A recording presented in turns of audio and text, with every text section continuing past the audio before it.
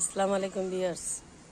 আমার হাতে লাগানো বিচি দিয়ে ফুল ফুটছে গাছে, দেখেন মাশাআল্লাহ। গাছ কিন্তু না, বিচি ফেলাইছি তাই দিয়ে হয়েছে। এইটা লাল, এইটা ম্যাজেন্ডা, এইটা সাদা, আর এইটা হচ্ছে পার্পেল যেটা ফুটতেছে। মানে বিভিন্ন কালারের ফুল বিচি একসাথে এই ফেলাইছি, তো সেটা দিয়ে মাশাআল্লাহ মাশাআল্লাহ অসাধারণ।